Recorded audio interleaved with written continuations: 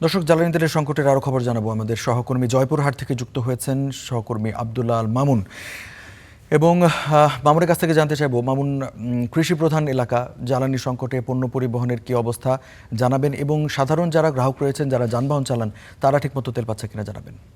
রুজু, আপনাকে ধন্যবাদ। দিন দিন কিন্তু তেলের সংকট সেটি কিন্তু আরো বৃদ্ধি পাচ্ছে। আমরা দেখছি যে সারা বাংলাদেশের মতো জয়পুরহাটেও কিন্তু তেল সংকট সেটি কিন্তু বৃদ্ধি পাচ্ছে। আমি এই মুহূর্তে আছি জয়পুরহাটের একটি ফিলিং স্টেশনে।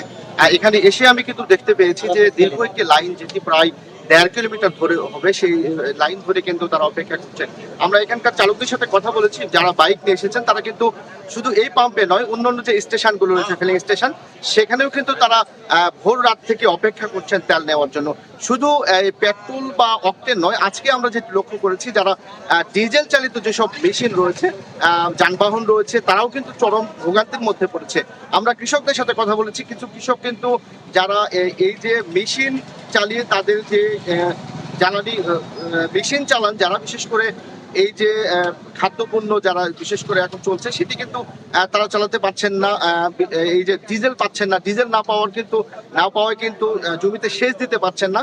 এই ধরনের কথা আমরা কৃষকদের কাছ থেকে শুনেছি। তবে এই যে ফুয়েল অ্যাপ চালু করা হয়েছিল, সেই ফুয়েল অ্যাপ চালু করার পর থেকে কিন্তু ভোগান্তি আরোই বৃদ্ধি পেয়েছে বলেও আমরা এখানকার বাইক চালকদের কাছ থেকে জানতে পেরেছি।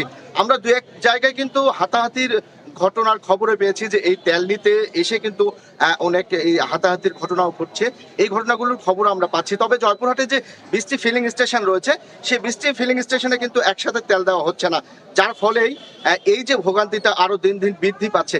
তবে এখানকার চালক এবং এই যে বাইক চালকরা বলছে যে কতদিনে এই ভোগান্তি কমবে সেটি কিন্তু তারাও বলতে পারছেন না। যারা ফিলিং স্টেশন মালিক রয়েছে তারাও কিন্তু বলতে পারছে না। সব মিলে রঞ্জু, বলা যদি যায় যে এই তেলের ভোগান্তি, অকটেন, পেট্রোল এবং ডিজেল, সেটি কিন্তু দিন দিন আরো বৃদ্ধি পাচ্ছে। তো এই ছিল জয়পুরহাটের তেল সংকটের সর্বশেষ কারণ। রঞ্জু। মামুন, আপনাকে ধন্যবাদ।